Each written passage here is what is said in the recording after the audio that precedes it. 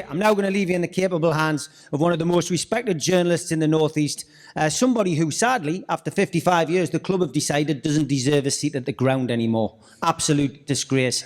But this guy will guide you through the night. He's got some great stories himself, and he's got the best way of dealing with all these legends tonight. Put your hands together for John Gibbo Gibson. Hello, good evening. It's an absolute pleasure to be here tonight. I can't see you at all for the lights. There's no danger of a couple of these lights being put off so I could see the audience, my friend. Anyway, lovely to see you tonight. It's smashing for me to have a Saturday night off from the terrible dross and rain and dark clouds over St James's Park, and to come down here and mix with proper Newcastle United players. And that's what we've got for you tonight, ladies and gentlemen. Proper players. Well named the legends. The 8 guys we've got with us this evening will back wonderful memories for me, and I'm certain for every one of you. Let us start with a number 9 legend, because that is what Newcastle United are about. And before you get excited, no, I haven't got Joe Linton here. Very sorry about that. Very sorry about that. He couldn't find his way here. He thought this was the penalty area. This guy is an all-time great. He scored 138 goals for us in 258 games from 71 onwards. He made 2 Wembley Cup finals. He won all his 14 England caps while representing us Geordies. Quite simply, one of the best, Malcolm MacDonald.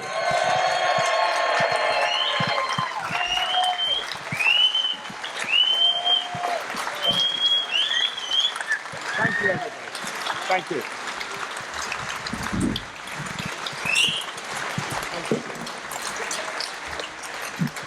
To all you had proper players for you tonight. Known for your goals, Malcolm. Everywhere you've been, everywhere you've played, you've done the business.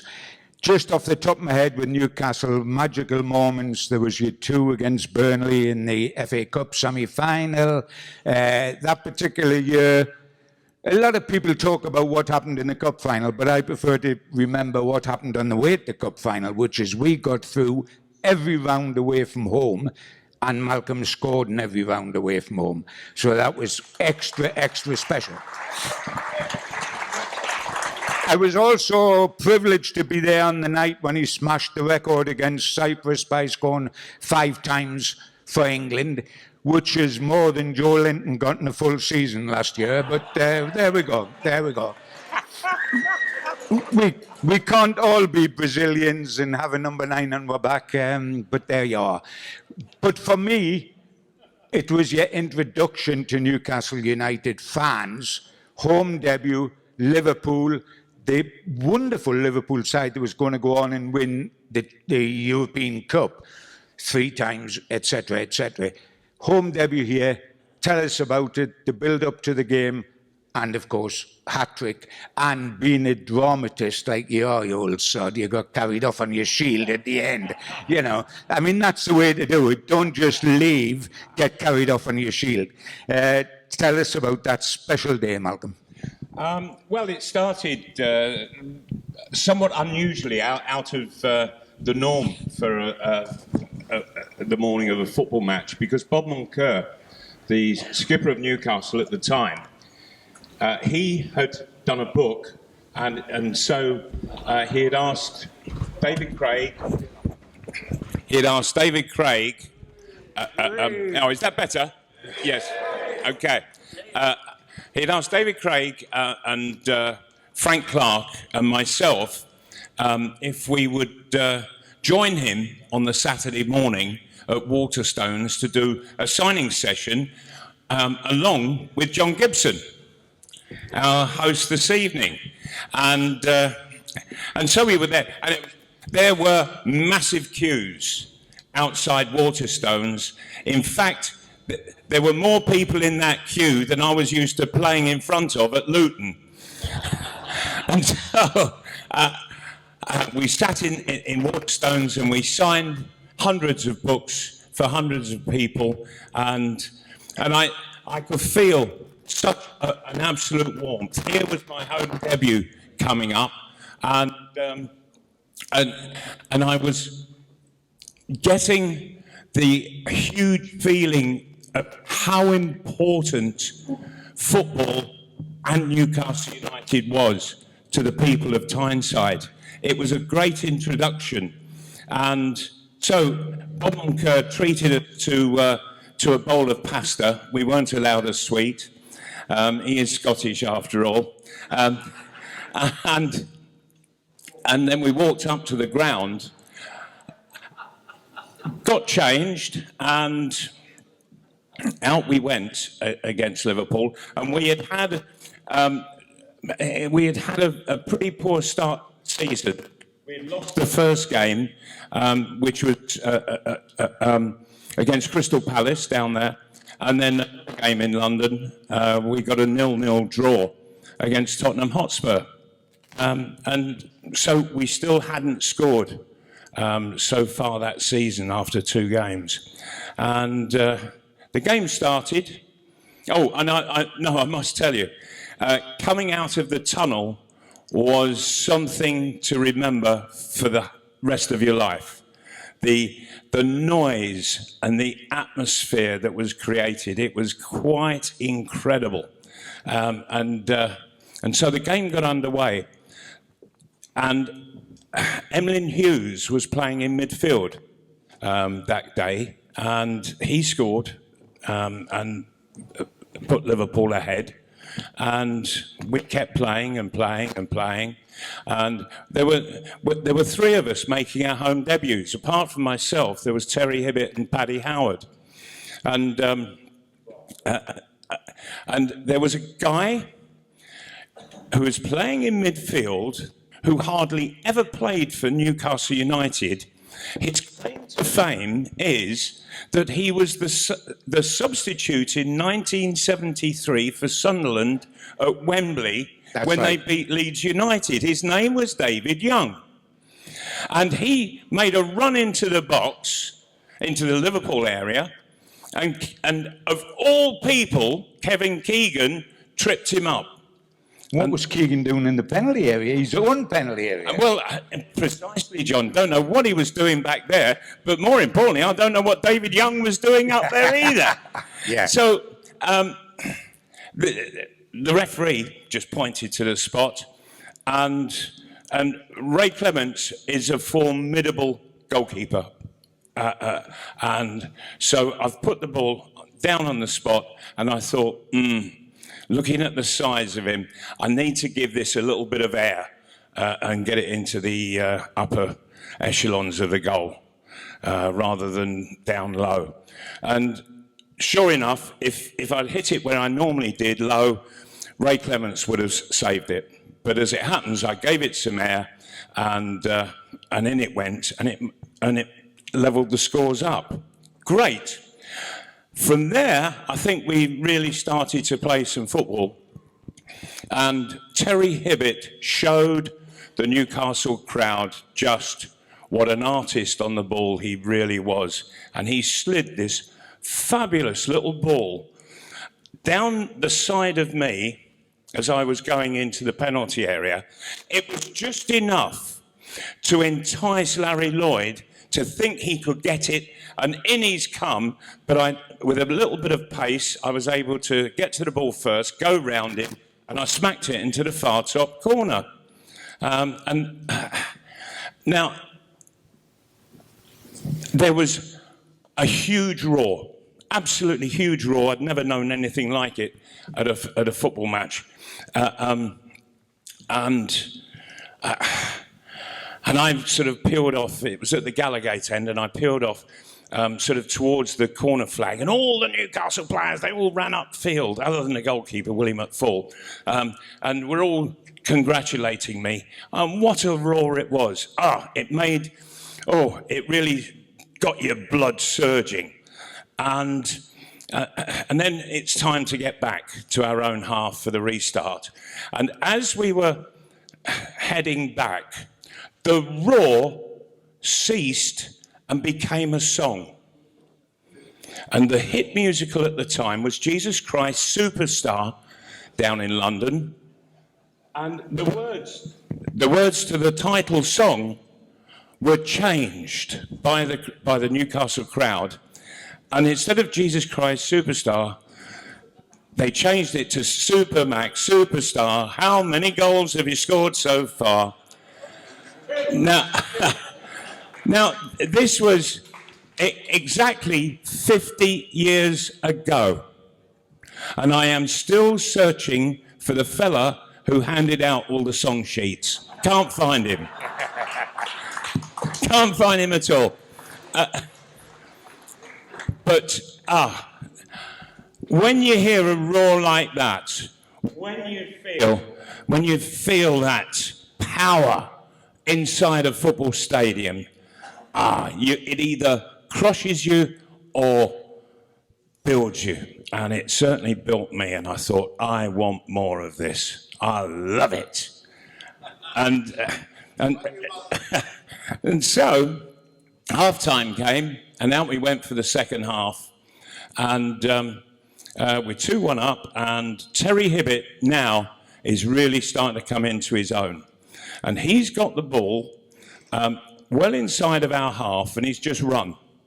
And we were starting to pull Liverpool apart. And Hibby, he just saw a massive space in front of him, and he just went for it. Crossed the halfway line, cut slightly in, and was heading for the D. And he's then knocked a super little ball to John Tudor.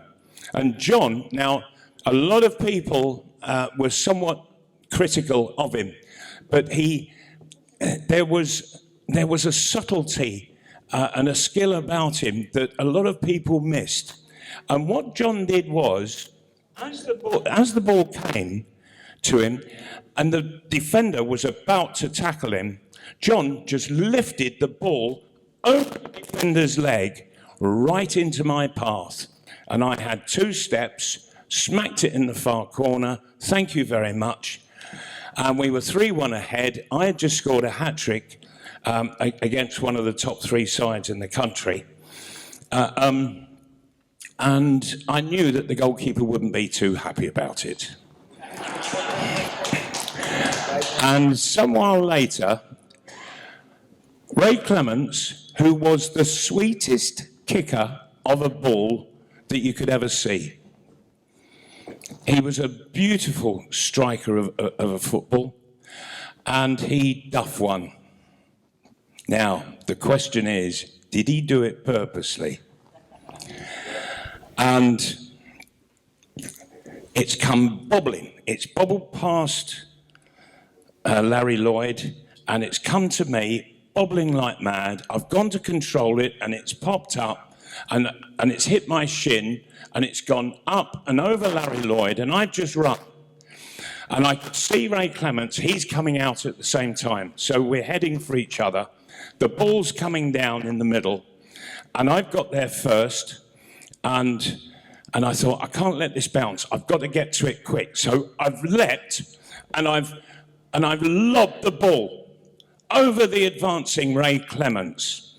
And it's gone up, up, up, over Ray Clements, and it's come down, down, down, and it's hit the roof of the net, but on the wrong side.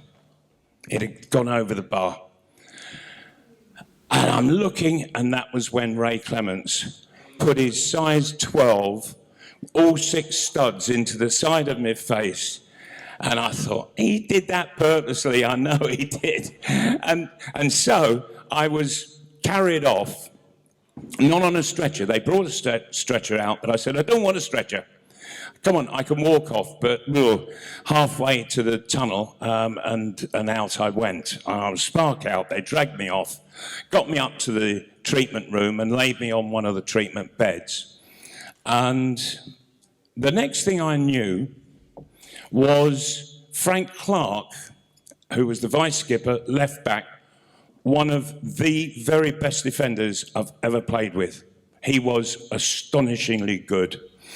And except in the opposing half.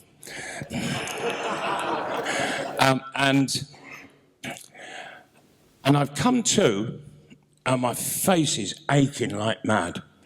And I've looked, and there's Frank Clark stood at the end of the bed. Now, I had a habit before games where people were getting all hyped up. I used to go ice cold. And I could go into a treatment room and lay on a bed, and I could have 10 minutes kip before going out to play a game of football. And so I've woken up on the table, and I said, "Oh, Frank," I said, "do you know, I've just had the most strange dream. I've just dreamt that we beat Liverpool. I've scored a hat-trick." I said, what a great dream. Can we make it come true? He said, "You did make it come true, you silly sod." He said, "You did score a hat-trick." And I didn't realise that it wasn't a dream for quite some time. But all of a sudden from there, it was the most wonderful experience just to be on Tyneside. You know, here's a Londoner who came and experienced the kind of atmosphere and friendliness that I'd never, ever known or appreciated down in London. So thank you all. Thank you.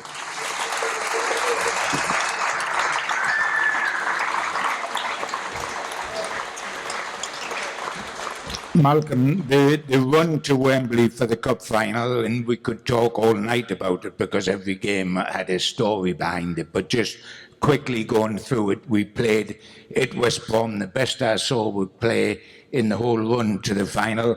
We played Forest at home 4-3, had to play again twice.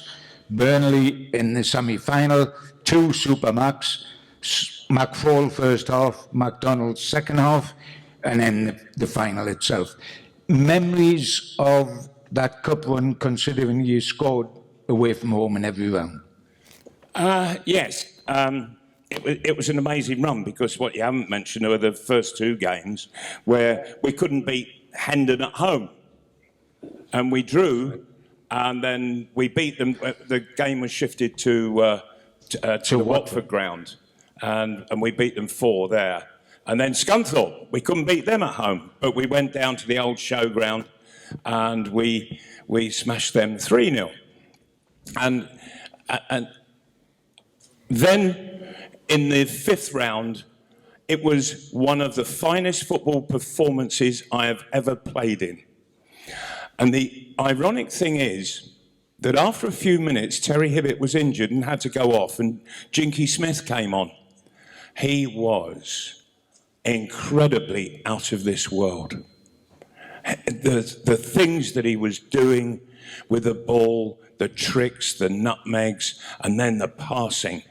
And he suddenly got the ball out on the right wing, and I've made a run into the penalty area, and he has hit an exocet of a cross, and it's just gone flashing through into the box. And up I've gone, and nobody could challenge me because they just couldn't get to it. And up I went and nodded that one in. Thank you very much indeed. But Jinky was fabulous that day. And then John Tudor scored, Stuart Barraclough scored. It was absolutely fantastic. And then was the Forest debacle. But in the end, we got through Goodison Park. And then came the semi-final. And things were starting to become a little more commercialised in the game around this time. Players would look to commercialise themselves. You know, now they all have agents. But I actually did have an agent at that time. Alex, the Luton manager, had organised it for me. He said, "You're going to go places, you need an agent."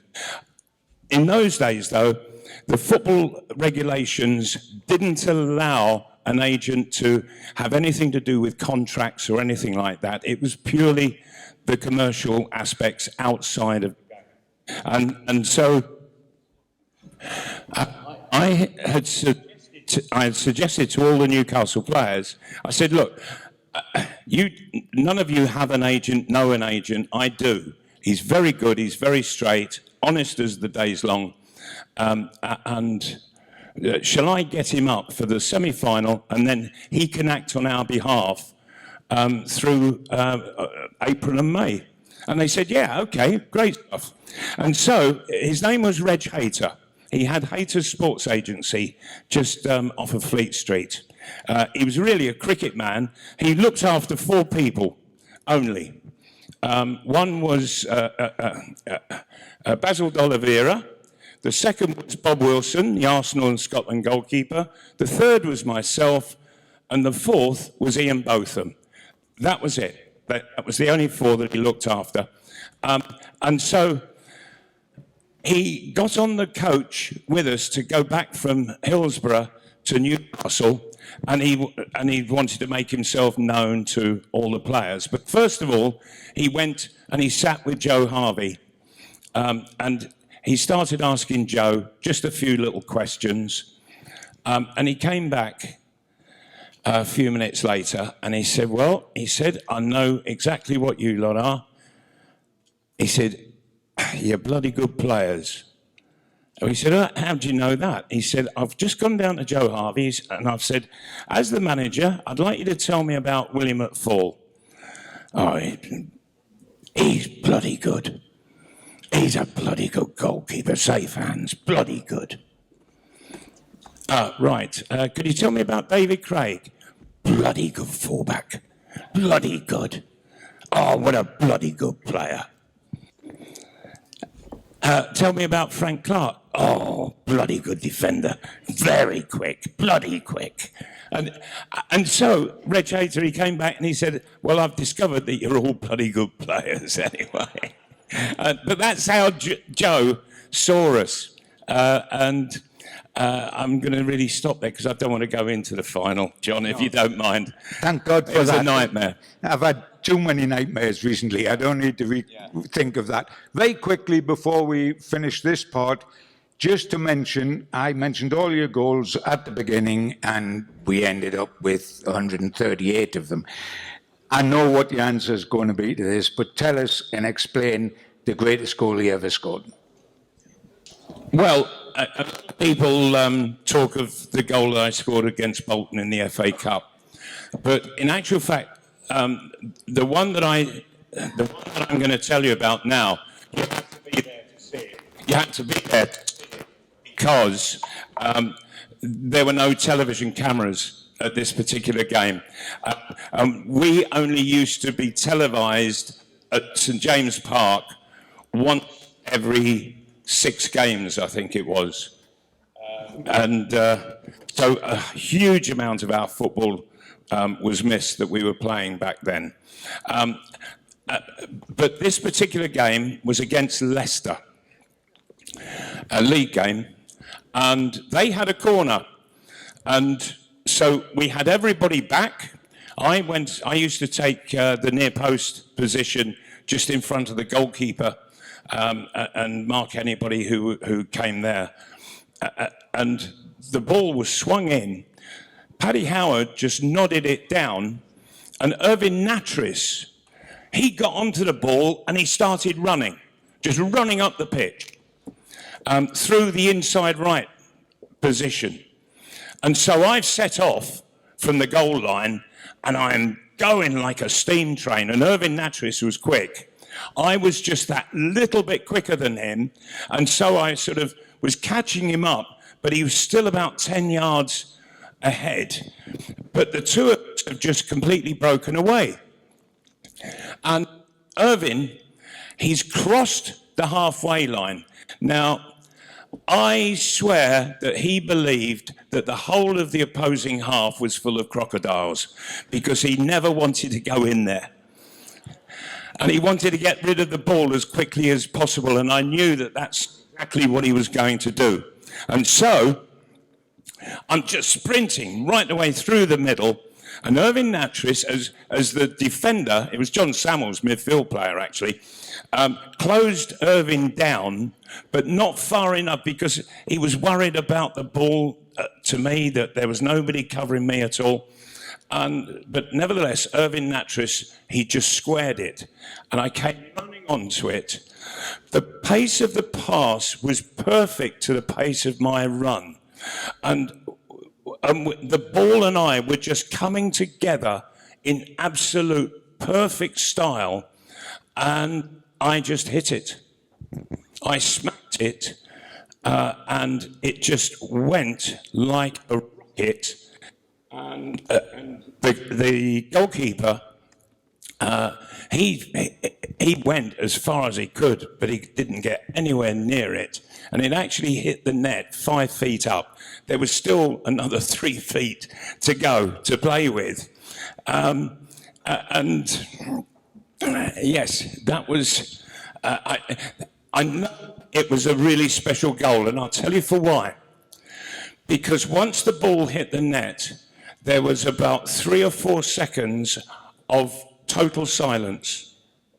And it was that moment where people said, I don't believe what I've just seen. And it was struck from the centre circle, so it was about 40 yards. And it went right in the top corner. Now, some while later, I was watching a television programme about golf. Gary Player, the South African golfer, was on. And he had been doing a series where he would talk about all the different clubs, one by one, in his bag. And he came, and this particular programme, he came to the driver, the big hitter. And he got it out, and he said, this is the driver. This, he said, I must have hit 10,000 shots with it. And I've only ever hit one good one. One perfect one. And I thought that was it. That was my 1 in 10,000. That was the perfect strike. So Gary Player and I, we've got something in common. Ladies and gentlemen, can you imagine with the wonderful goal Supermac scored, if I'd asked him to explain all 138, we would have had a booking for bed and breakfast and have bacon and eggs in the morning. Talk for England as well as play for England, which I'm delighted with. Put your hands together, Malcolm McDonnell. Thank you. Thanks, John. Thank you, everybody. Thank you.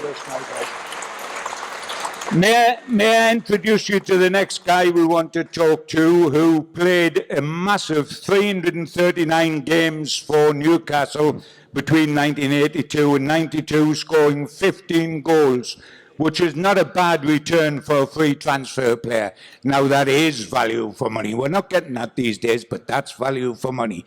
He was part of the promotion side in 1984 when he missed only 1 game, won 16 Republic of Ireland caps. It's a delight to have him with us tonight. Put your hands together for John Anderson.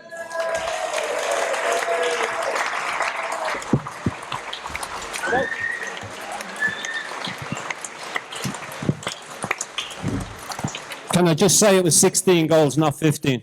Was it? Yeah, got it right. Somebody's choked one off of the mate. Must have done, yeah. Yeah, oh, well, there you are. There's 16 goals for a full-back. That one goal's hugely important, you know. It would be in the game, unless it was 6-1, we were down at the time, no? No, I only ever scored winners. Yeah, Yeah, we used to win games in those days. You know what I like about John was that not only was he a free transfer, which cost us nought, and by did we get service out of it, but the guy that released him on a free was Malcolm's favourite manager, Gordon Lee at Preston, who gave you a free transfer. Yeah, he was a good judge of a player, wasn't he? He was. He got rid of Malcolm, got rid of me. Yeah. He was. He did us proud, didn't he? Yeah. Dear, oh dear, oh dear. Free transfer signed by Arthur Cox. Yes. Now, if I remember at that time, that's when Newcastle were coming absolutely out of the doldrums to become a promotion side. And if I quite remember, your signing overshadowed the signing of a certain Kevin Keegan, who hardly got a headline because John Anderson got them all. Well, that's very true. I mean, I got a call from Joe Harvey, it was, who rang me actually, and said, look, he said, we'd like you to come and sign for us. We've got something big in the pipeline, but you're hugely important to us. If you don't come, we're not going to be able to get this other player. Don't fucking laugh. What are you laughing at? Laughing at? What are you laughing at? I'm being serious here. So anyway, I came up and I spoke to Joe and I spoke to Arthur, and they said, look, we need you to sign. It's important because we're after somebody else, but he will only come if you sign for us. So I went, okay, right, well, if it means that much to you, right, I'll sign. So, I mean, basically, if I hadn't signed, Kevin Keegan would never have arrived as a player.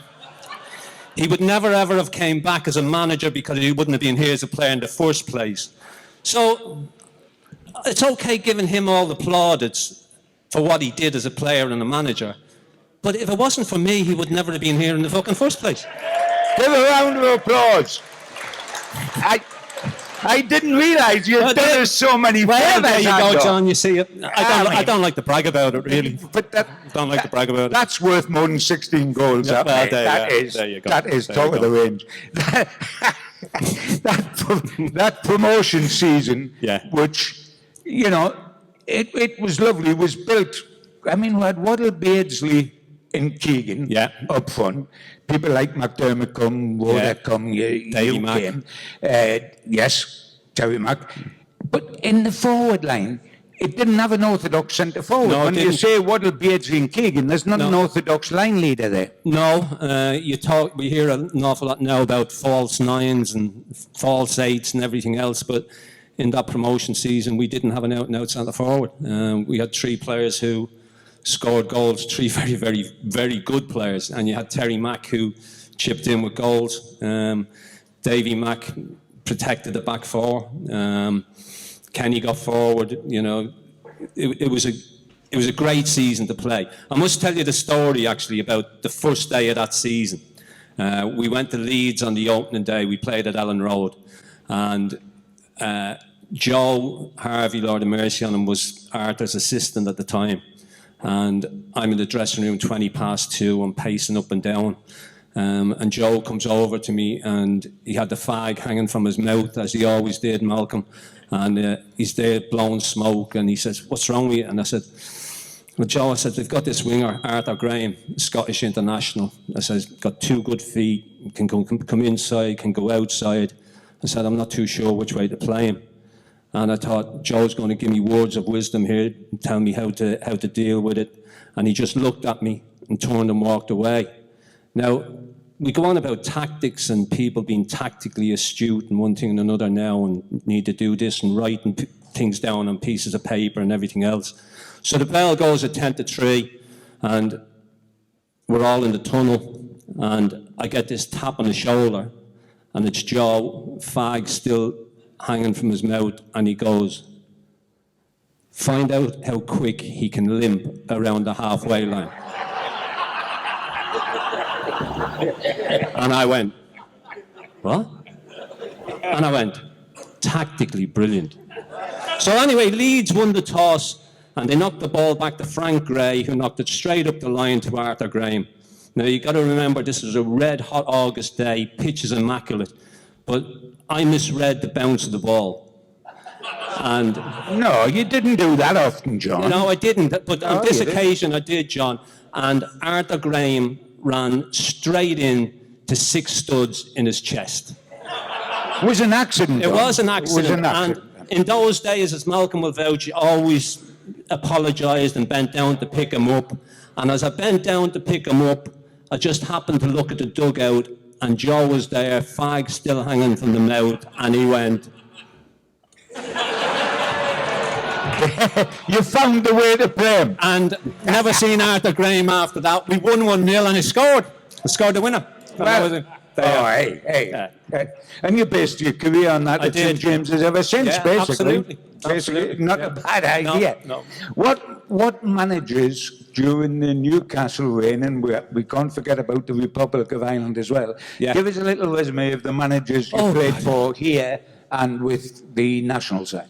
Well, it got to the stage here where I got a little bit of a phobia about managers because they kept disappearing. I kept thinking that they didn't like me very much because they just kept pissing off all the time. Well, there was Arthur, there was Jack, there was Willie, there was Colin Suggett for a while, there was Ozzy Ardiles, there was Jim Smith, and Kevin. When Kevin came back, I was still here, even though I was crocked. So there's 8. Republic of Ireland, John Giles, Owen Hand, Jack. Jack was just Jack. Jack was just Jack. I mean, he was a law unto himself, Jack. You either did it Jack's way or you didn't do it at all. I mean, when he named his first team, we played Wales, and he was absolutely hopeless with names, Jack. And we had some real good players back then, the Republic. And he went, the big lad from Celtic will play in goal was Paddy Bonner. He went Stan, because he always called me Stan. Fucking Stan Anderson. He went, you'll play right back. He went, Ronnie Moran, you'll play centre back. He meant Kevin Moran. Ronnie Moran was part of the Liverpool boot room. He went, John McGrath will play alongside you. He meant Paul McGrath. He went, Billy Whelan, you'll play left back. Poor Billy Whelan died in the 1958 Munich air crash. We got into midfield, and he went, Ian Brady will play. I'm pleased we didn't have a Hindley, or we would have been well and truly fucked. Up front, he went, Roger Bourne. He meant John Bourne, Budgie Bourne from Sunderland. He was absolutely useless with names. And the lads came to me afterwards and went, is he like this all the time? And I went, this was one of his better fucking team talks. I've actually got a feeling that your style of play might have appealed to Big Jack, to be truthful, John. Did you feel that? Stan, sorry. Yeah, Stan, did you feel that? Well, he said to me, he says, I'm going to play you right back, I'm going to play you centre back, and I'm going to play you left back. He says, you know what I want? He says, if you play it right back and you knock a ball from right back to inside, you'll be sat beside me. Yeah. He said, when you play centre back, if you try to play, you'll be off. He says, centre backs head it, they kick it, they give it to other people to go and play. And that's the way he was. I mean, Ian Brady. Yes. No, well, that's fair enough, yes. Liam Brady fell out with him because basically Liam wanted to get on the ball, and he was a quality player, Liam. He was a great player, great left foot. I mean, if he had had a right foot, he'd been a proper player, but he only had a left foot. But and Jack just basically said, look, this is the way we're going to do it. And he didn't care about reputations, and he basically said, on that first day, he said, this is the way we're doing it. Anybody who doesn't want to do it my way, he says, I don't care who you are, there's the door, you can walk out now and there'll be no hard feelings. Well, I mean, two of the greatest players we've probably seen, Chippy Brady with the national side, and Peter Beardsley with Newcastle, he was the same with Peter, wasn't he? He nearly pulled the head off Peter here. When we, all First Division, were 2-1 up. We got a corner in injury time, and Peter, being Peter, as enthusiastic as ever, flies over to take the corner kick. Jack wants it taken short. He's telling them to slow it down, and Peter just sticks it straight in the penalty area. They break. We have to make a last-ditch tackle to stop them equalising, and he runs on the pitch at full time and grabs Peter around the neck. And that's the way he was. But he called it as it was. He said, what are you trying to do? Get us beat? Keep the ball in the corner. You keep it there. We run the clock down, this doesn't happen. But that's the way he was. I mean, he was, and for Ireland, he's a national treasure, you know. absolutely. And what he did for the country was remarkable. '88 got us to our first ever major final, European Championships. We were 6 minutes away from getting to a semi-final. Got us to the '90 World Cup, '94 World Cup. He was phenomenal. I think the only thing you would say is that any side the Big Jack managed would never be called the Entertainers, I would think. I don't think that he quite played that way. Well, Jack came in after that promotion season when, you know, we played football and you had the three boys, Kevin, Peter, Waddler, you had Terry, as we've already mentioned, and we liked to play football, and he came in and he went, no. He says, if we play like that in this division, we're going to get relegated. So we're going along. And he says, I want two big boys up front, and I want Chris Waddle, and I want Peter Beardsley to play off them. And we won our opening 3 games of that season, and that probably kept us up, to be fair. But and he went fishing after the third well, he wasn't cut out for he wasn't cut out for league management. He was never a training sessions, and then he just turned up when he wanted, and then pinched everybody's tea and everybody's fags, and you know. But he was a legend, Jack. He was great. Brilliant. Ladies and gentlemen, John Anderson, stand to his friends.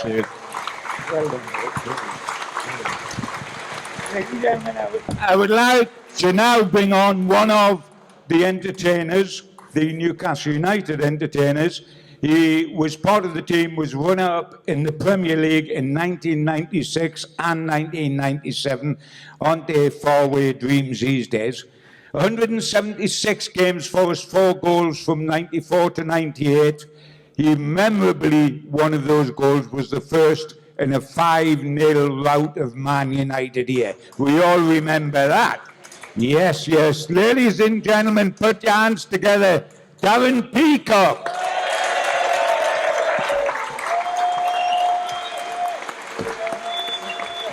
Yeah. Got it, mate.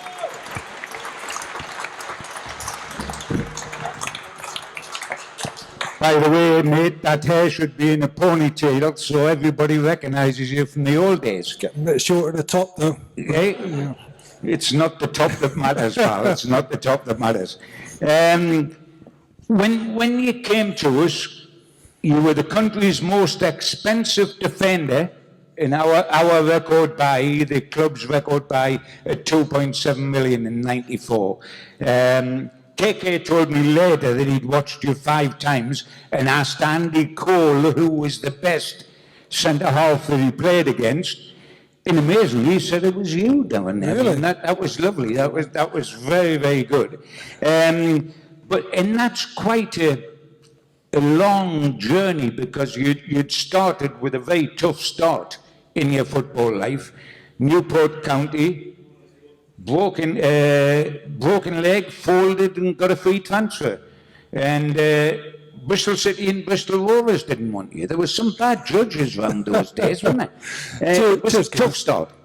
Yeah, it was worth it in the end, so to speak. You know, it was a long journey. We've all got stories to tell about being, you know, pushed back in our lives, in our careers, you know. But it's a great compliment from Andy Cole, I think, for myself, because He did say that, yes. When the first time I played against Coley was when I come up QPR.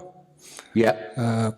And that was, 92, I think it was, maybe 9. Freddie was in that side as well, Yeah, was he? and he wasn't so complimentary to my face at the time. I didn't think he would be. No, I didn't think he would be. No. He'd call me everything under the sun on the pitch. And believe it or not, when I signed for Newcastle, lo and behold, we changed in the same change room. You know, I was right next to him. You know, and it's just one of those things. But it's the sort of the mix of being footballer or in life, as that's what happens in life. You know, somebody you come up against, you become good friends with. I mean, you made your breakthrough with Malcolm's favourite club, Hereford United, didn't you? Cool, yeah, cool. You're talking about. Remember them? Remember them? It was great the next week, mind, when we went to Manchester United, but that's a different story. Hereford United, who benefited when we signed it, didn't they? They got a percentage of the fee, I think.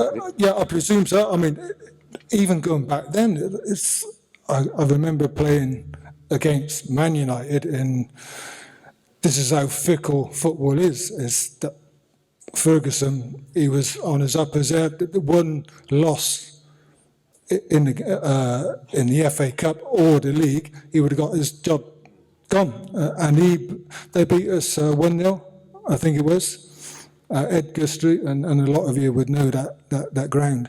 And he's gone on to, make his name in football. And it's just amazing how things turn for you or against you.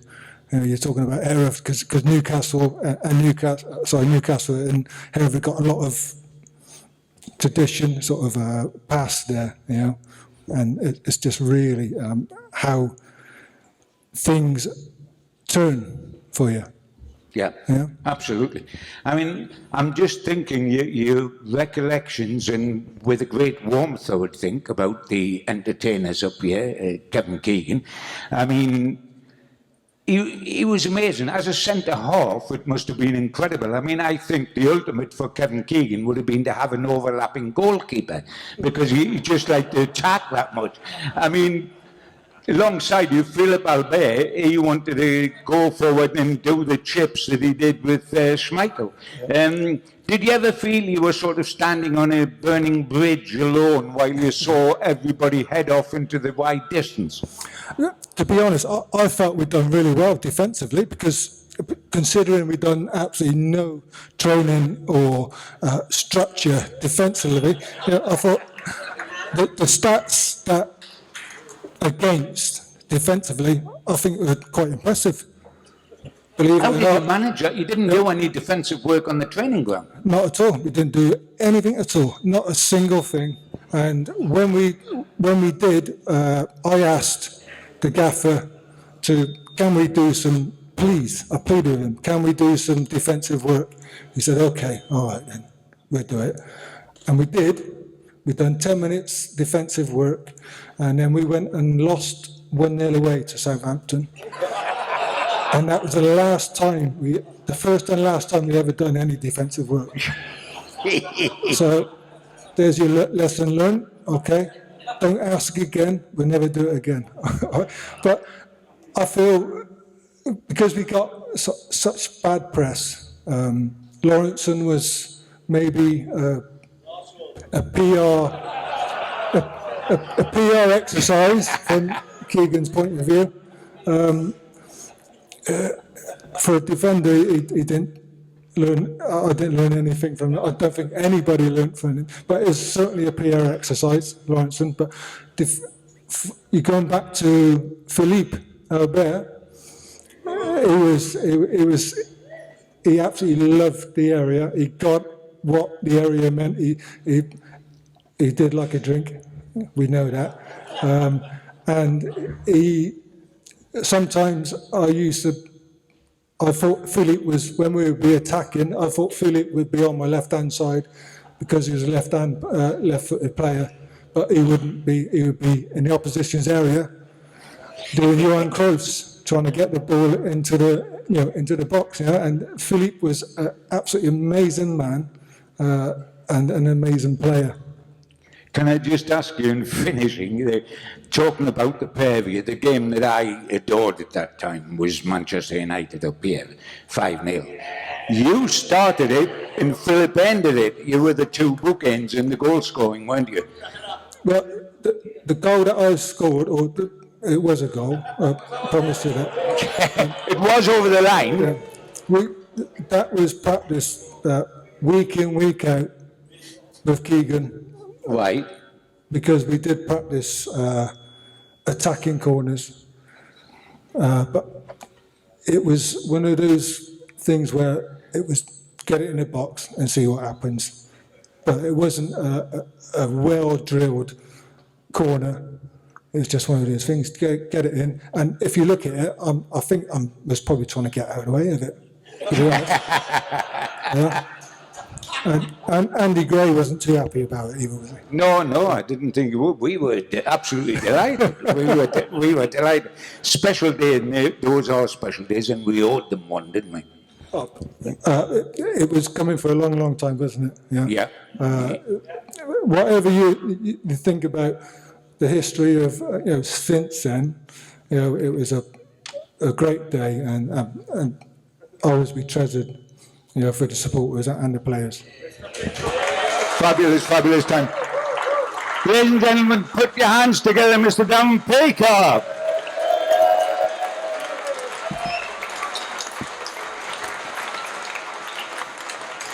The next guy we've got coming up, another long server for Newcastle, 1984 to 1994. That equated to 275 games, 11 goals before he left us to sign for Spurs. He was part of the winning FA Youth Cup side, which included Gaza and Joe Allen, who we saw early on in 1985, and the First Division Championship side of 1993. Put your hands together. It's lovely to see him again. Kevin Scott.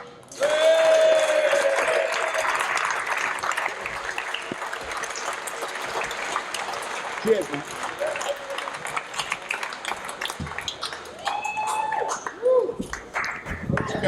Cheers. Have you got your wires crossed, my son? I think we did, yeah. Good. I've talked to everyone, and the wonderful thing is they've risen to the heights from a difficult start.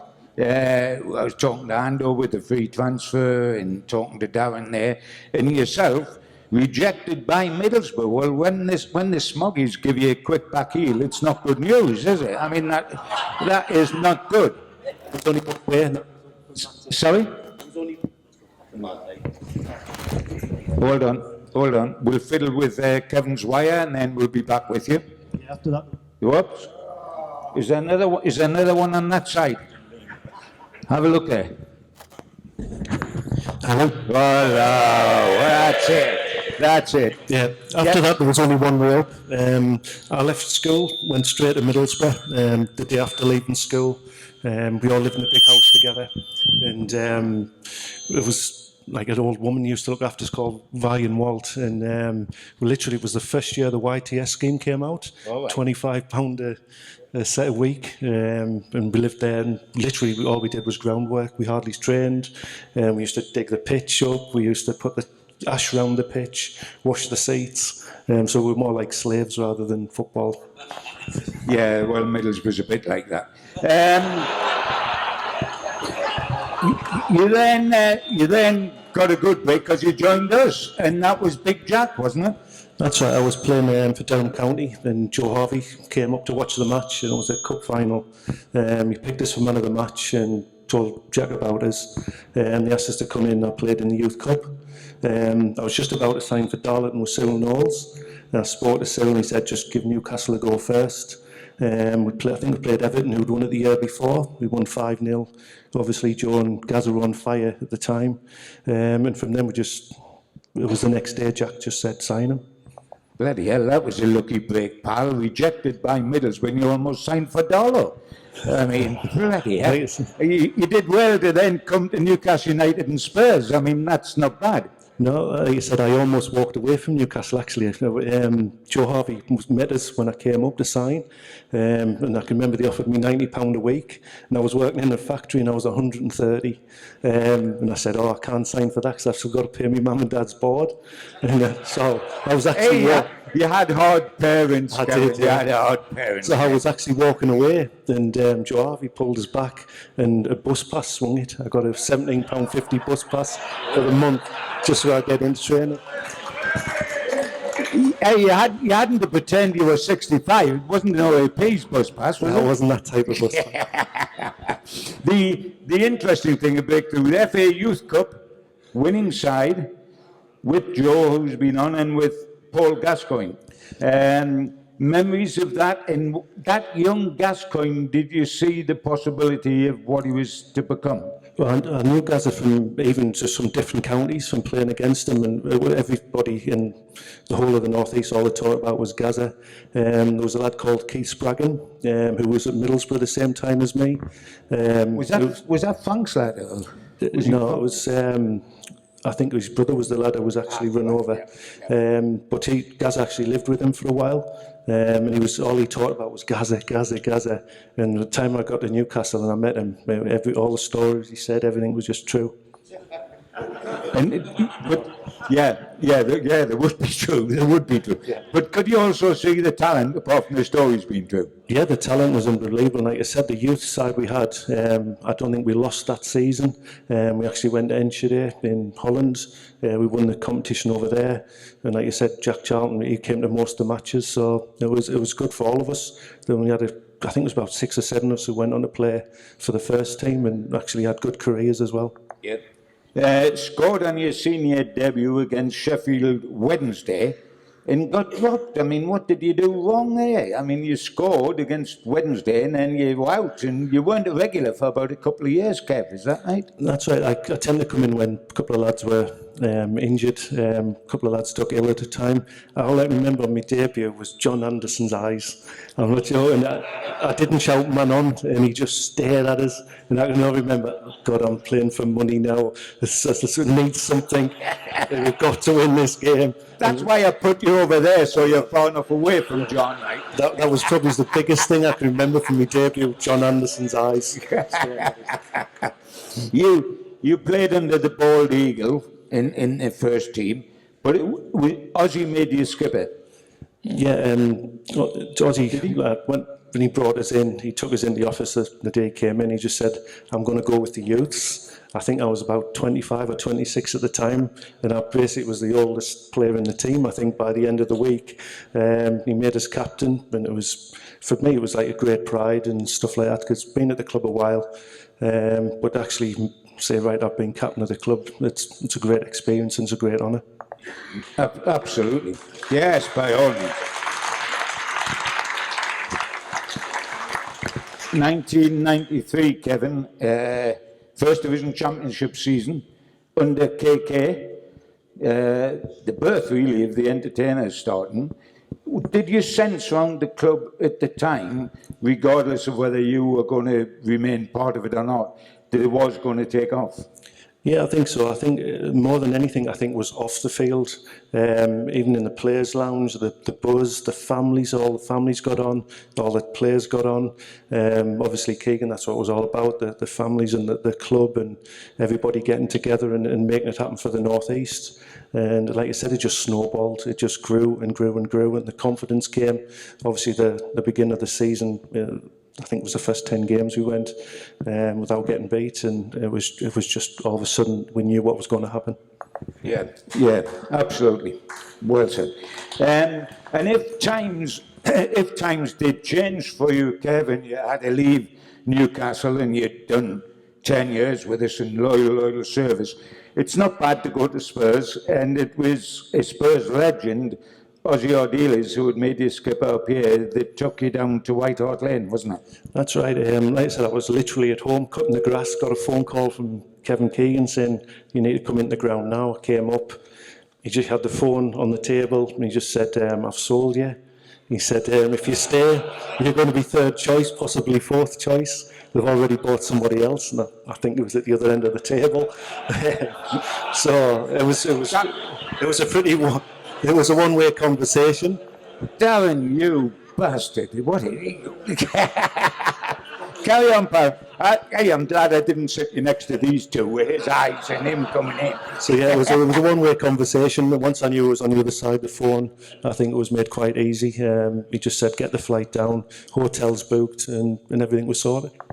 So, I mean, it was, in fairness, a good club to have on your CV, of course, isn't it? It was an excellent club. Like I said, once Ozzy got sacked, I think my career went down a little bit. I got a bad injury. Jerry Francis came in, and Sol Campbell was coming through. And all of a sudden, I realised I wasn't as quick as him. And the game was going with pace and stuff like that. So I thought, best for me, get out on loan. Went down a couple of divisions, and I enjoyed it. But I mean, terrific career for us. Please put your hands together and thank Kevin Scott, ladies and gentlemen.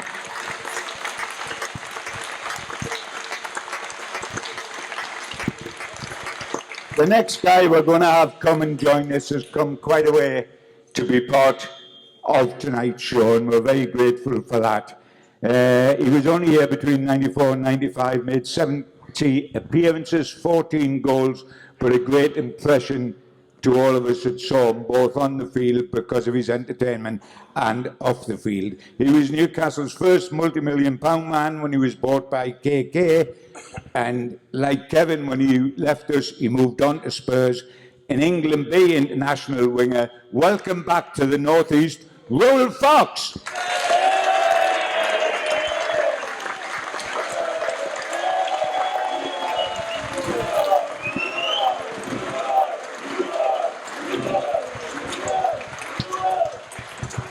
That's not a bad reception, pal. You knew what you were doing coming up here, didn't you? No, no. I always get a good reception, don't I? You're always going to come where you're well loved. If I remember, the reason KK wanted you in that was he had quite a phenomenal time at Norwich before you'd come to Newcastle. The best 2 seasons they had in their history, you were part of, 92, 93, when you led the Premier League for several weeks and finished third. Norwich finishing third in the Premier League. That's something. Newcastle will be finishing second short. Oh, they did twice, that's right. 93, 94, the last 16 of the UEFA Cup, and beat Bayern Munich along the way. No wonder KK wanted to sign you. You joined us February 2, 1994, 2.4 million, with KK saying you were the best player in your position in the country. Not much pressure on you there, pal. Not at all, was it? I mean, the strange thing about it, Kevin King used to always ask the players before he actually went to purchase any player. And he spoke to John Beresford and he asked him who was his most difficult opponent, and he said me. So I have to thank Bez for that. I don't know whether he'd done it deliberately, but I did find it easy playing against him. But yeah, on a serious note, I have to thank Bez because, obviously without him mentioning me, then he probably wouldn't have made a bid for me. So I do owe him still. But I mean, you hit the ground running that particular season. You played in the last 14 games, scored twice, and we finished third in the Premier League, qualified for the UEFA Cup, which is the first time we'd been in Europe since the 70s. So that was an immediate impression.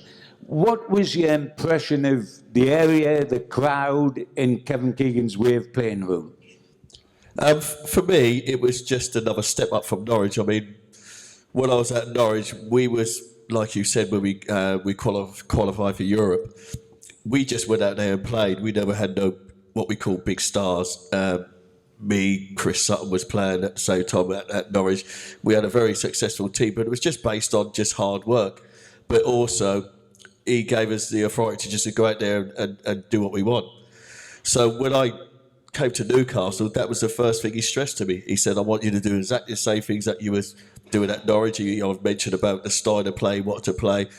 So I fit in quite easily, and plus obviously he's a likeable guy, Keegan, and Terry McDermott alongside him as well. So it was so relaxed. And then obviously there were times where, I must be honest with you, I knew about the Coley situation because I think he had some slight problems settling in. I think, so I was a bit concerned about that, bringing my family up. But, he reassured me, the good thing about McKean, when he makes mistakes, he tries to correct them in the right way. He speaks to the players all the time to get feedback. So he was great for me. He got me settled in. And obviously, the thing about it was the fans. Once you see the fans, you see them turning up to the training ground, the support they give you, it's the best club I've been to for that sort of support.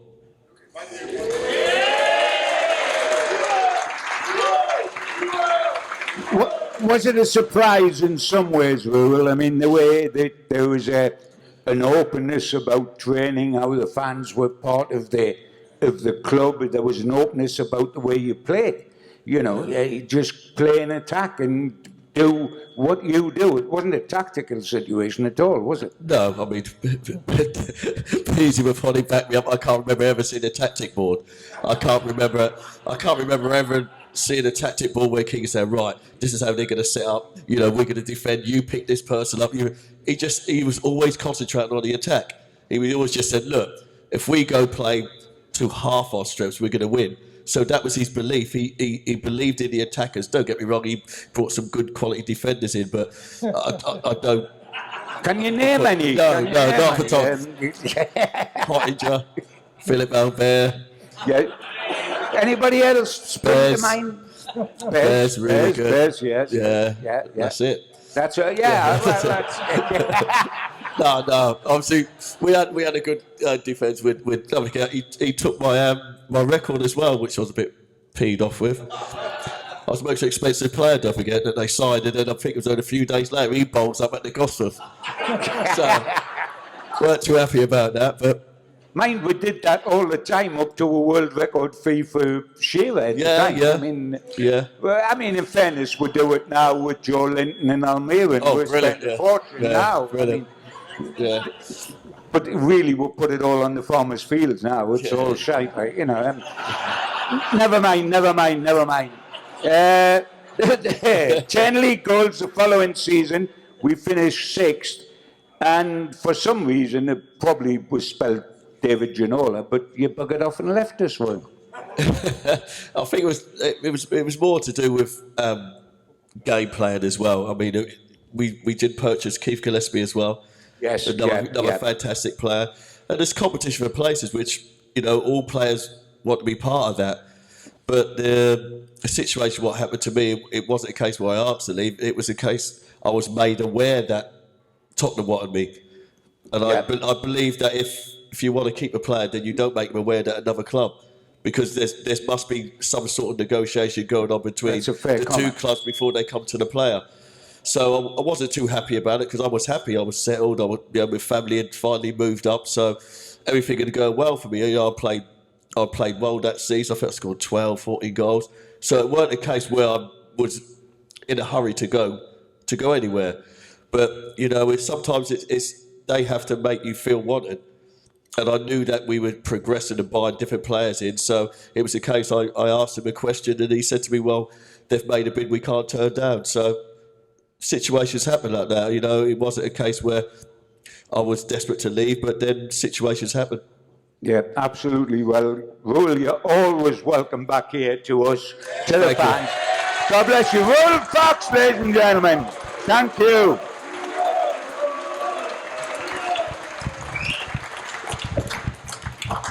Next up, a guy, 185 appearances, 22 goals from 88 to 94. Again, part of the Entertainers, the First Division Championship team of 1993 in 15 Republic of Ireland caps. Please welcome back to the North East, Liam O'Brien.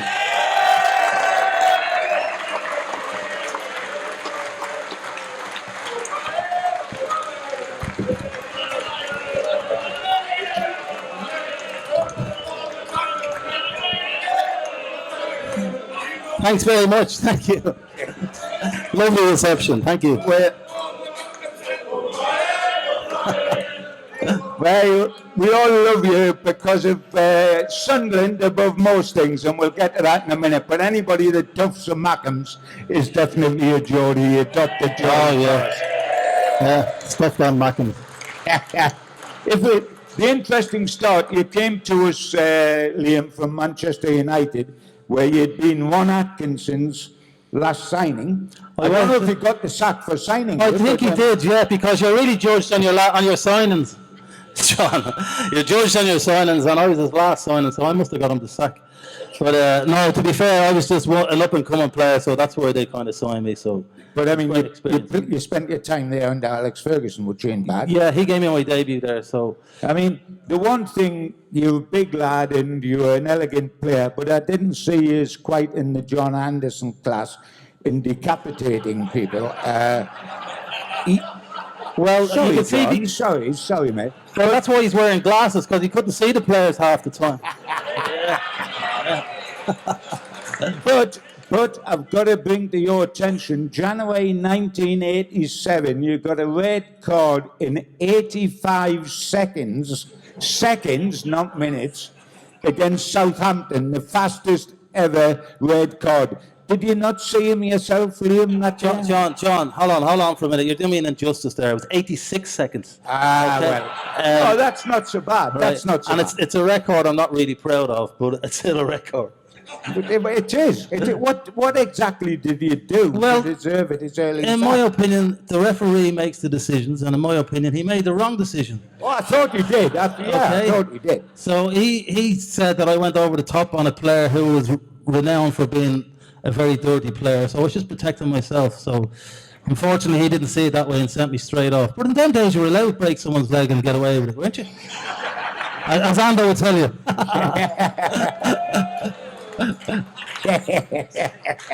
Right. Signed for Newcastle. No, I didn't break his leg now, by the way. I'm only saying that. Let's get to the proper United. Never mind Manchester United. Newcastle United. Signed for us by the caretaker boss, Colin Suggett. Can you fill us in how that came about? Yeah, I was on a week-to-week contract at Manchester United. I wanted first-team football. I was only there 2 years, so I hadn't got that much experience in the league myself, coming from Ireland. But I wanted first-team football, and they asked me to come up here and sign. And I had a chat with them, and I said I'd love to sign for the club, and that's the way it worked out. And you ended up early doors breaking your leg up here, didn't you? I did. I actually broke my leg playing for the Republic of Ireland under 23s in Dalymount Park, and that kind of stopped me playing for the rest of the season. That was a relegation season, so unfortunately I couldn't help the team out. That's why we were relegated. Well, it wasn't. No, I think the writing was on the cards well before that, John. But unfortunately, I couldn't help the team out. But I came back in the October of that year, and then into January I'd done my knee ligament, so I was out again for another 2 or 3 months. So that kind of season was a write-off for me. Yeah. Let's get to happier times. This is the bit I love. First Division title, 1992-93. You made 33 appearances in the team, scoring 6 goals. One of them happened to be... Are you anticipating anything here? One of them happened to be the one that extended our winning run at the start of the season to 11 wins from 11 games, and happened to be a free kick at Joker Park. Yeah, I remember it well. Yeah, I'm reminded of well. Yeah. Tell us about it. Well, obviously we got the free kick on the edge of the area, and I was nominated to take the free kick. So next of all, I heard a voice in my head, John Beresford, running up saying, I'll take it, you know. And I said, sorry for swearing, I said, fuck off, Bez, I'm taking it. Right. He said, what are you going to do? I said, I'm going to put it over the wall to where the keeper's standing. And that's exactly what I done. I'm the keeper, and I just looking up, it went in for me. I mean, it was a fabulous moment. And there's that great picture of you, isn't it, whirling round after you scored it and running back to the halfway line. Yeah, it was great, and it's a good thing as well. My father and my brother were over for that game, so I was delighted to score the winner against them. Yeah. If ever there's a typical Newcastle United, and there's always a typical Newcastle United, of course we went on to win the title that season, etc., etc. But we lost the next game at home to Grimsby, didn't we? I mean, we'd won 11 out of 11. I think we celebrated too much after that game against Sunderland. You know, that's what we celebrated too much against Sunderland. Well, I would think you probably did, and it doesn't matter hindsight because you won the title anyway, didn't you? No, it was a great season. The players were fantastic. We played some great football and great entertainment. It was a great team to play in, so I was very fortunate. But I mean, when you look back on that time, have you any regrets at all? None whatsoever. It was a privilege to play for this great club with these fans. Yeah. A man who will forever be welcome in this city, because not only did we win the championship, but we give the Mackhams a right old smacking on their own ground. Liam O'Brien! Thank you. Here we go again. We're just staggering from big name and super guy to big name and super guy. This guy started off as a centre forward, ended up as a centre half, who was good enough to win caps for England as well as play for the Entertainers. He was a Premier League runner-up in 96 and 97, an FA Cup finalist in 98, 242 games for us, 7 goals, one of our finest. Ladies and gentlemen, Steve Howey.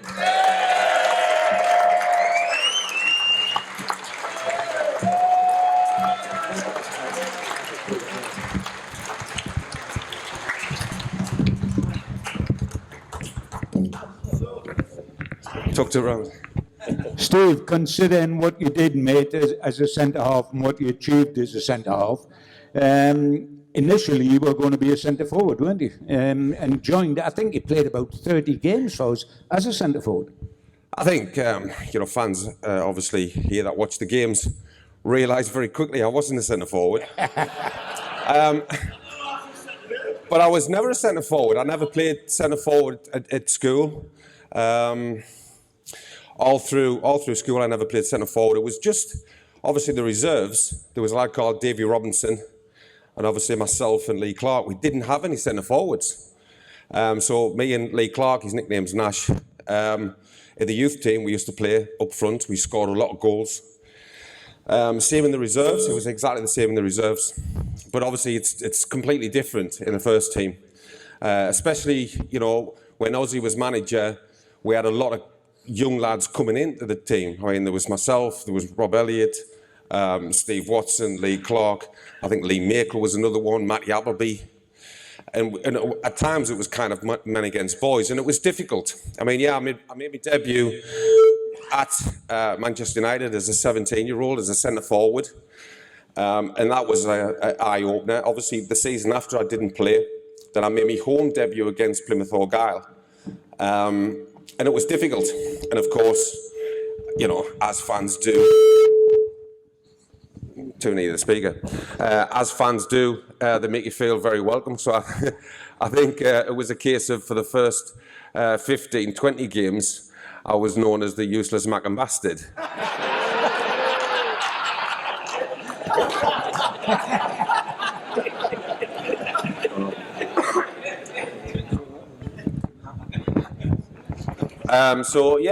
And obviously Kevin gets credited for the fact of the centre half thing, but ultimately it was Ozzy Ardiles who initially seen that, because we used to have 5-a-sides after training. The back end of the training used to have a 5-a-side, and I used to just stand at the back. If I'm being brutally honest, I found it reasonably easy because you can see everything is in front of you. And being an attacking player, you can kind of semi-read some players and where they're going to go. And obviously, Ozzy was wanting for me to play in that position. Unfortunately, the day before I was supposed to be playing as a centre-half, he got sacked. And then, of course, Kevin came in. And we used to have a coach at Newcastle called Colin Suggett. And he was the youth team coach. And he told Kevin, he said, listen, we brought him in as a midfield player, as a kid. He was outstanding at that. We've had him at centre forward. Don't think it's going to work out at centre forward. But Ozzy was looking at him to be a centre half. So Kevin put on 3 different games. So I played one in midfield, played one centre forward, one at the back. And basically he just sort of said, listen, I'm going to take the club to a different level. I think you could be part of it. I think we can work together. And I think I can take you to another level as well. He says, but it won't be as a centre forward. He says, because I'm getting people in. Midfield players are exactly the same. But I think you can work well and learn off people like Scotty and eventually Brian Kilcline. And that's what happened. And it just went from there, really. I mean, special times with KK, and he's kept coming into conversation tonight, from Malcolm's penalties through all the boys that are sitting here.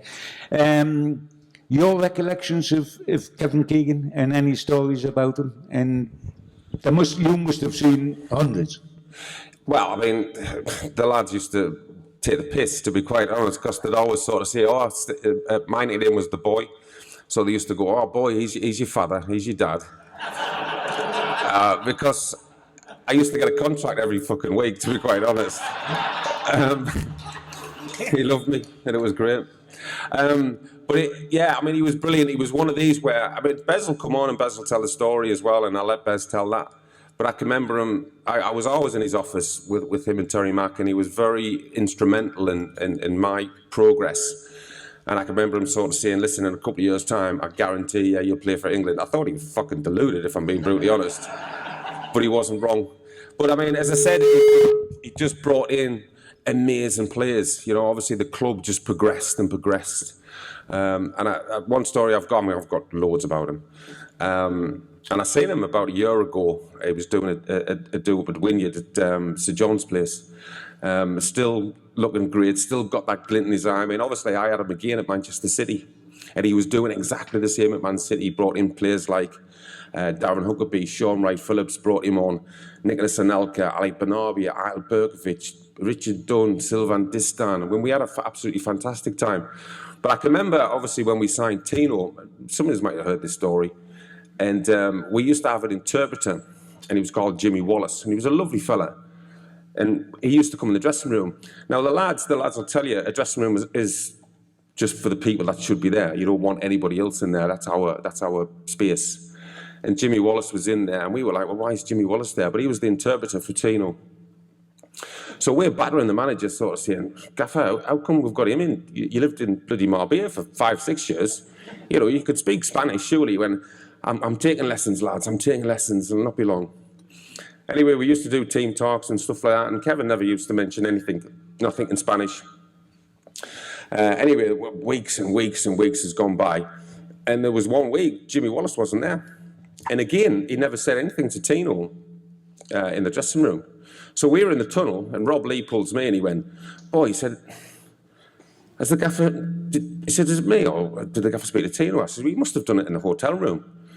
You know, he must have spoken to him. He went, oh, fine, anyway. We just cracked on with the game. Aston Villa away, winning 1-0. About 89th minute, Bez gets the ball, feeds one down the line. As you remember Tino, he was brilliant, and sometimes it would just bounce off him like he had fucking Adidas trampolines on.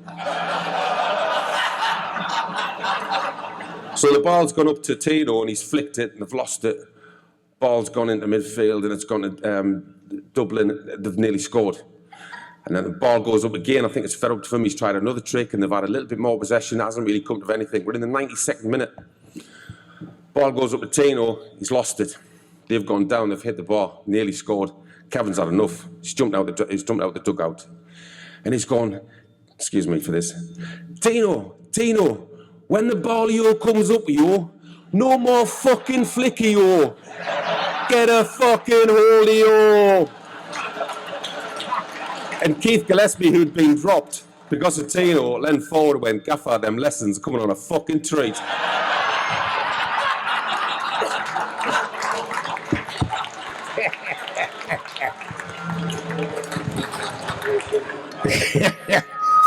A lot of people from the outside wondered what Terry Mack's contribution was to the KK years. Lovely lad, played for us twice, was assistant manager. He's the only bloke I know who was assistant manager 856 times, because we kept appointing managers from Liverpool who we played with, if you remember, after KK, with Souness and etc., etc., etc. Your memories of Terry Mack? Brilliant man, lovely man. Yeah, round of applause, absolutely. I mean, obviously, it's just come out about Terry and the dementia thing, which is so sad. But still, such an amazing fella. I mean, he was the buffer, and he used to have on buffer on his thing, and he was brilliant for the lads. The lads, I'll tell you, he was unbelievable. Never put a training session on, ever. But people forget what a fabulous player he was as well. I mean, outstanding player. And he used to... Can you remember... Fucking speaker. Can you remember back in the day, the old mobile phones? They were bloody massive. And he used to have one in his pocket. He used to more or less pull his tracky bottoms down. And he'd be always on the phone, and we'd be like, fuck, are we signing somebody else here? But it wasn't. He was fucking betting. He was on the racing thing. And one of his jobs was he used to go around and like sort of, when you first come back at the start of the season, he used to go around to the lads and say, have you changed your telephone number, your mobile? Have you changed your address? Have you moved house and stuff like that? Now, the boys knew where I lived. And so they were like, boy, when Terry Mack does you, please let us be there. Now, it's no kind of shock that I'm from Sunderland. Yeah, fuck off. Boo. Boo. I'll tell you a quick story after this as well. So, he was going round. Did somebody call me a wanker there? You're not wrong. I am a bit of a wanker, to be fair. Shut up. I'll fucking digress. So, they were like, the boys was like, boy, when he comes to do yours, we've got to be there. Now, if you listen to Terry Mack, he's got a bit of a lisp. Lisp. Right? And I shit you not, right? My address was 66 Ski View, Silksworth, Sunderland, SR3, 4PW. And he went, right, Steve Howey, have you changed the address to your mobile number? And I went, it's 66. He was going, 66. Oh, fucking hell, Steve Howey, are you fucking taking a picture of my fucking list? I'll tell you about the Mackham one. It's a quick one. I kind of got off script here.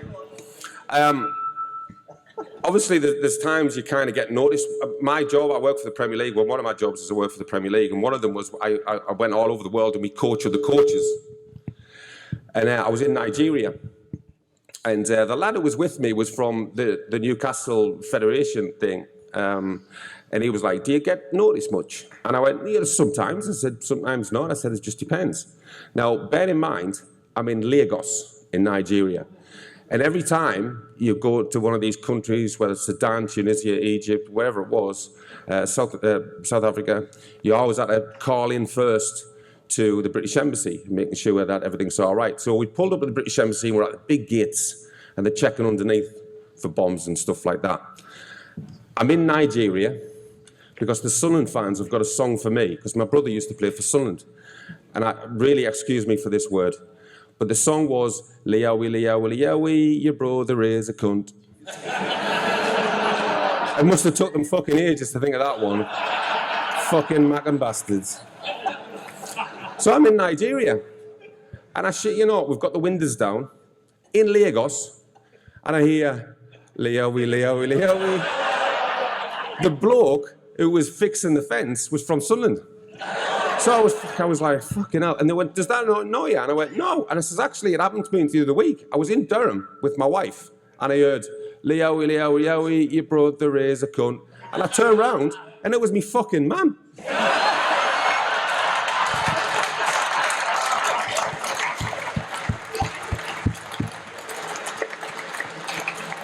Ladies and gentlemen, one of our best centre-halves, a wonderful, wonderful player for Steve Howey.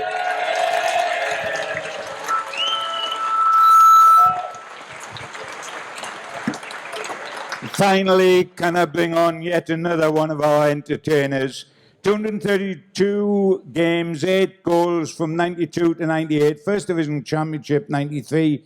The Premier League runners-up, of course, as 96 and 97. England B caps, England's full squad, MBE, and birthday today. Please say happy birthday, John Beresford.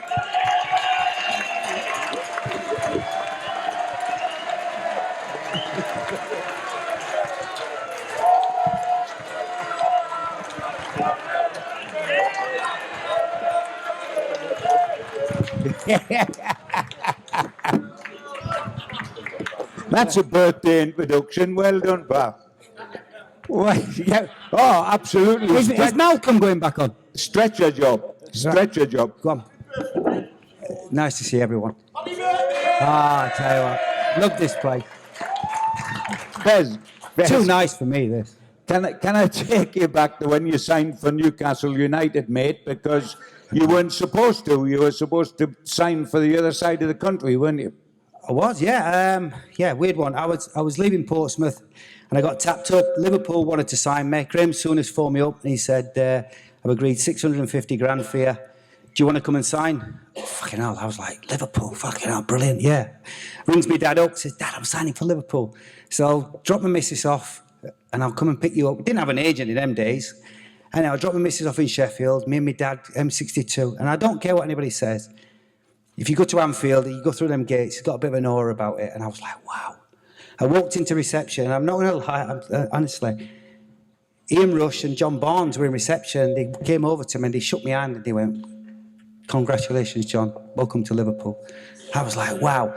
Did the medical. Anyhow, I'm waiting to do the press. Now, you get a funny feeling, there's something not quite right. Anyhow, Graham Souness comes over. He says, John, he says, we've got a problem. He says, have you ever fractured your ankle? He says, yeah, I did it years ago at Barnsley.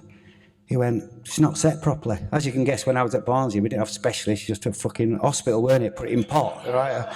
So, anyhow, I'm not going to lie, I'm begging him. I'm saying, please, you've got to make this happen. He says, I can't. He says, the board have got a problem. He says, if you're not 100%, they're not signing. The deal's off. And I'm not going to lie, I was in tears. And my dad's trying to console me. And I was like, I rings, my manager at Portsmouth was Jim Smith. So I rings Jim up, I said, the deal's off. He explains why. He went, don't worry. I went, what do you mean, don't worry? He went, somebody else wants you. I went, who? He went, Kevin Keegan at Newcastle. Now, no disrespect, Newcastle was rubbish in them days, but Keegan, no, fucking hell, you were shit, right? But Keegan had just took over, and he was my boyhood hero, and I went, I mean, you got to remember, my head's gone. And he went, just give him a call. So I pulled over at Birch Services, and I phoned this number, and this voice went, hello. I went, hello. And he went, who's that? I went, it's John Beresford. And Kevin Keegan was like, thank you so much. Get yourself up here, come and sign for me. And I went, whoa. I said, do you realise what's just happened? And he went, no. I said, I've just failed the medical at Liverpool. He started laughing. He said, well, I've just signed Paul Bracewell. You'll piss ours. Fucking did. No, he did. He did. He did. I am not lying, right? So my head's gone. I'm thinking Bracer's getting on a bit, but I thought he was fucking decent, right? So he says, where are you? I said, I'm Birch Services. He says, do you know the hotel at Gosforth Park near the racecourse? I went, no. He went, you can't miss it. He said, A1, racecourse, just get there as quick as you can. So I drove up the A1, pulled over, and I remember my dad pulling up in the car park, and I saw Terry Mack and Kevin Keegan going out. Fucking hell, Dad, look, fucking Keegan. And anyway, he ushers me into this little room, and he goes, John, says, blessing in disguise for you today. Yeah, okay. He went, what? He says, no. He says, you're going to sign for me today. We're going to get promoted this year. We're going to get in Europe next year. In fact, I want to get you in the England squad. And I'm thinking, he's on fucking drugs. But you ask all these here, and I'll tell you, Keegan has this way of making you believe. It's weird. He convinces you. And I remember signing. So I signed. Me and my dad get back in the car, and I drive down to Sheffield, and me and my mum and dad live just a little cul-de-sac, and I remember pulling up. I pulls up, and my driver, my missus comes running out, and she's going, what's Liverpool like? I went, I'm at fucking Newcastle, right? And it's a bit of a strange thing, because she only lasted 2 years. Thank you, Quayside. Fucking hell, it was good. Oh, wow. It was the way, I tell you. That Julie's nightclub, fucking I tell you. Anyhow. But also, in them 2 years, we got promoted, and we blitzed it, didn't we, in a championship. And I remember, so we got to the Premiership, and everybody went, no ways, you'll get found out. People said, there's no ways you can play the way Keegan wants to play in the Premiership. You get caught out. We finished third. We got in Europe, yeah. We got in Europe, and I also got in the England squad. And Keegan called me. I remember Keegan called me to his side, and he went, you didn't believe me, did you? And I went, I'm sorry, Gaffer. Thank you. And I'll have to admit, the best thing that ever happened to me. That was it. Brilliant.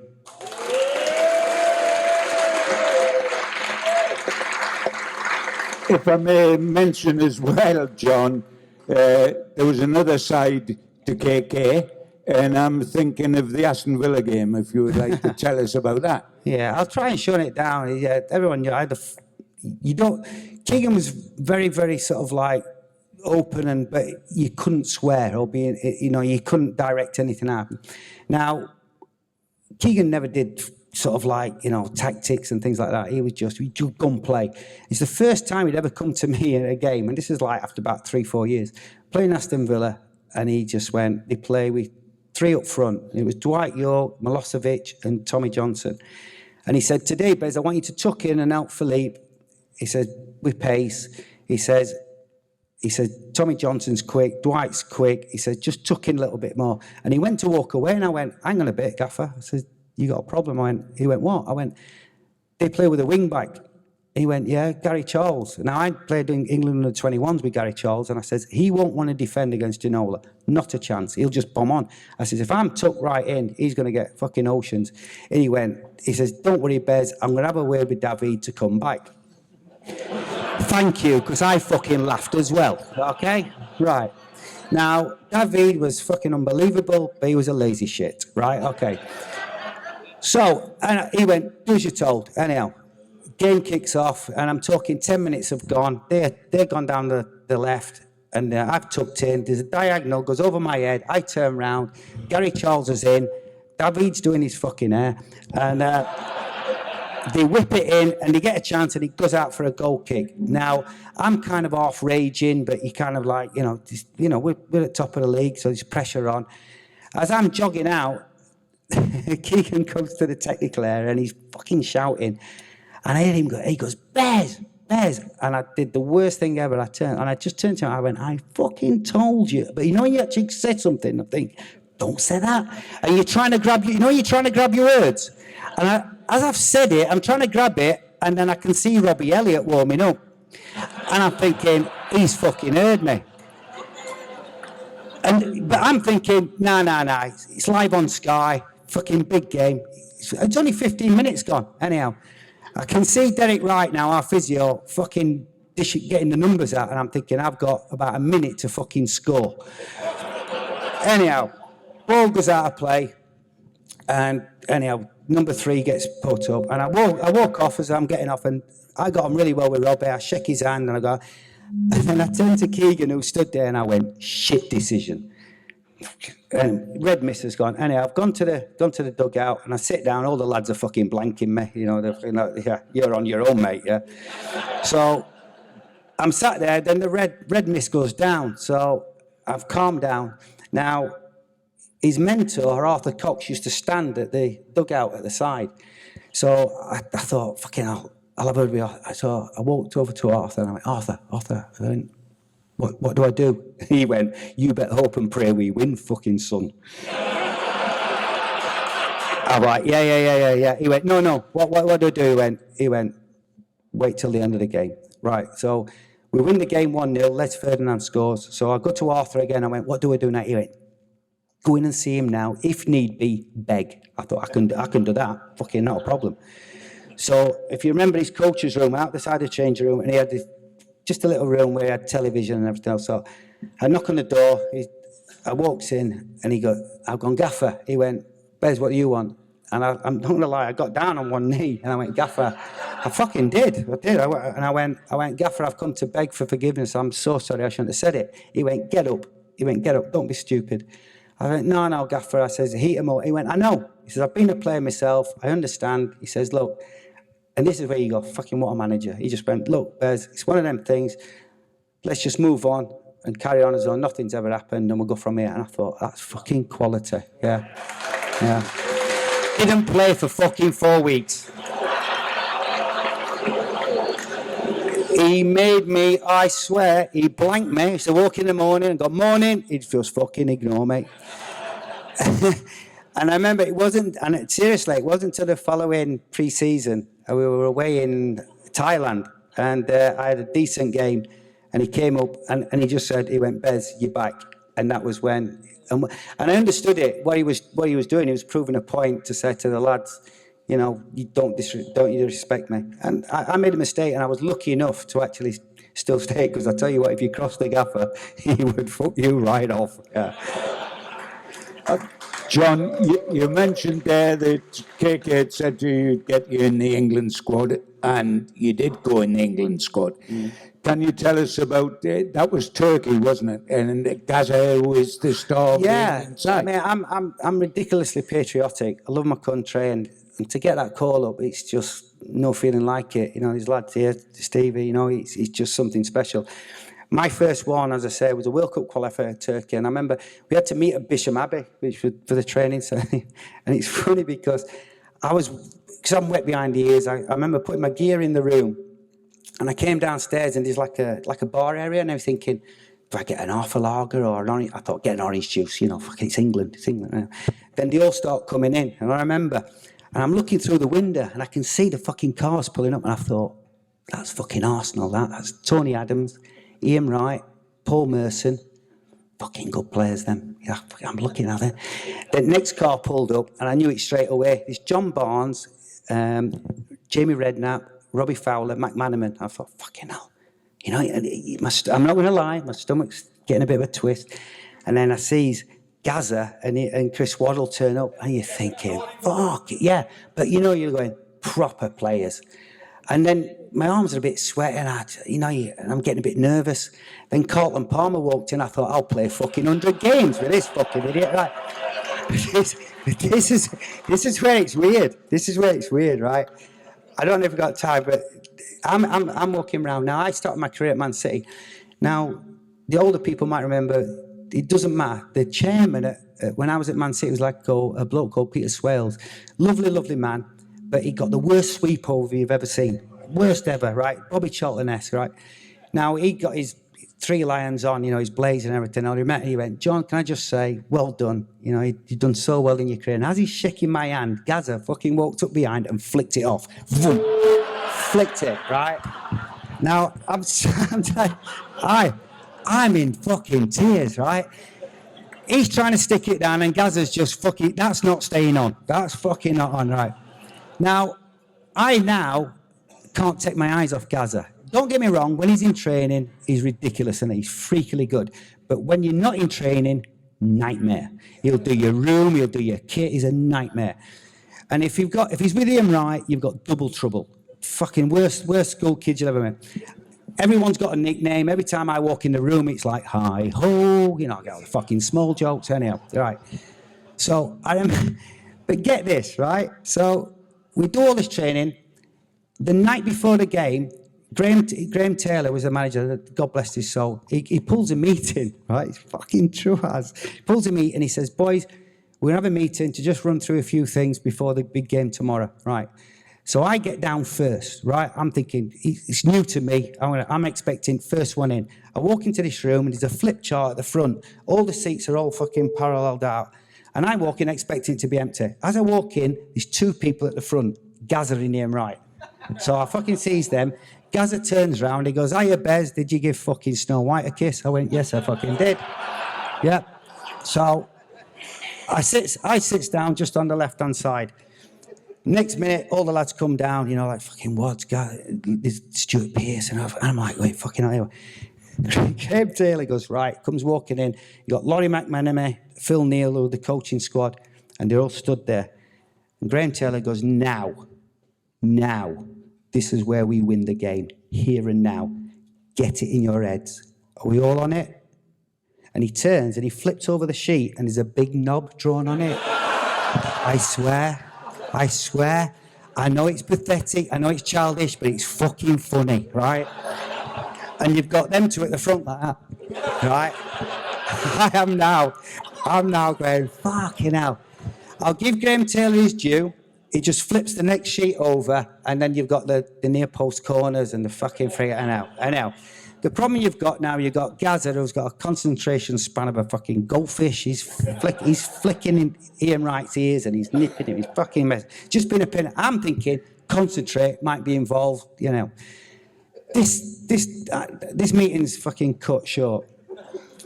Everyone's got a roomie, but Gaza doesn't have a roomie because he's got OCD. He's afraid of the dark. He has a telly on anyhow. He's on his fucking own. Right. We get up the following day. Get this. Get up the following day. We have a meeting with the police. Look, you're in Turkey. It's volatile. Be careful what you do and say. Right, okay. We get on the coach, go in it. We're in Izmir, and it's like a coliseum, this stadium. Now, I don't care what level you play at. I don't care whether it's Sunday League or anything. When it's a big game, you put your bag in the fucking corner, in the change room, and you go and stretch your legs, don't you? Go into the pitch, just have a walk round. As we walk out onto this pitch, you rise up these steps, there's a noise hits you. It's like a booing and a hissing all at once. There's 60,000 Turks in this fucking ground, and they've been in for like 15, 20 minutes. And I've gone, wow, fucking hell. And it takes you back. But as I walk to the halfway line, there's about 10 of us, and we're all sort of like just taking it all in. But I see it straight away. There's a massive white banner, and in big red letters, it says Gaza die. Right, fucking see it, right. Ian Wright spots it straight away, and Wright is gone, fucking, where is he? Anyhow, within seconds, Gaza comes up the steps, the fans see him, and this fucking noise hits, right? So, Wright is now, in a sense, jogs to Gaza, and he puts his arm around him, and I'm looking, I'm thinking, what's going off here? Wrighty now starts walking him to the fucking banner, and I'm going, oh, no, right? And I can hear Wrighty going, Gaza, they fucking like you here. They like you here. I'm like, well, no. Now, if you've been to a ground where its fucking atmosphere changes, you can feel it in the air. They get about 20 yards away from this banner, and then they start going. And I'm thinking, this is not good, right? To the point of, somebody has said to Gaza, now you don't give Gaza any information, especially not this. Somebody had said to Gaza, if you want to offend a Turk, don't do that, do this. Get out and do that.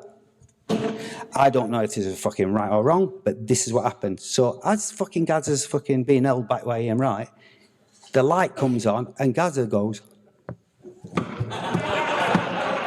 They went mental, right? They are now peltering. They're fucking throwing anything they can on the fucking pitch. The point of now, the police come on and they have to escort us off the pitch because as we're going down the tunnel now, everybody else is seeing Gaza doing this fucking thing. So they're throwing stuff. It's kicking off. But as I'm running down the steps, because I'm getting fucking pelted, I'm about 3 people behind, but I hear the manager, Graham Taylor, comes around the other way. He hears all this commotion and he goes, what the bloody hell is going on? And I hear Gaza go to the gaffer and he went, Gaffer, there's something fucking wrong with them. I'm thinking, yeah, fucking right there is, Gaza. Right, yeah, of course there is. Yeah, it's fucking them, Gaza. Yeah, right. We're now getting the changing room. Now, I know what team's playing, and I know I'm not playing, but I'm thinking, please, come on, get me on the bench. Anyhow, Graham Taylor goes, bed's 14. Fucking hell, get in there. So, puts the England shirt on, and then Tony Adams was captain. He does this speech. Honestly, I wish you could hear it. It was just like what it should mean to you to play for your country. Think of your family, your friends. Look at each other. Honestly, it's brilliant. Gaza's quiet. He fucking twitches a bit, but he's quiet. And then we go out. We do the national anthems. Brilliant. Now the game kicks off. I'm sort of, honestly, my warm-ups were fucking brilliant. How I never got on, I don't know. But anyhow. But I'm warming up and where I'm leading to, we win the game 2-0. Gaza scores with an header, and we win the game, and he also gets man of the match. So he comes off, he has to then go under the do the TV. So everybody's high-fiving and everything else. I'm just sort of like taking it all in. It's my first one. And I'm just sat there, like, I've had a shower and I'm in tracksuit. Gaza now comes back in. I realize, wow, fucking brilliant, well done. And Gaza, he's sat directly across from me. And he's still in full kit, boots, pads. And I just went, Gaza. And he just looked up at me. I went, mate, you're a genius. And he just went, and that's when I knew he was mental. And he is. But you know what? He is. But you know what? And the lads will tell you here, one of the greatest players that's ever lived. That's how good he is. Ladies and gentlemen, John Beresford. John Beresford.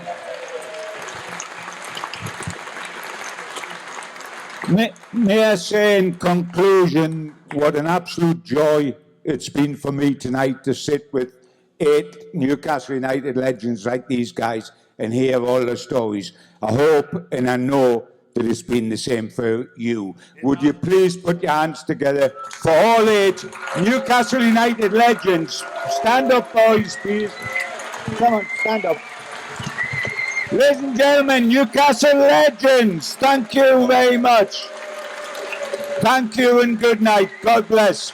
Thank you so much.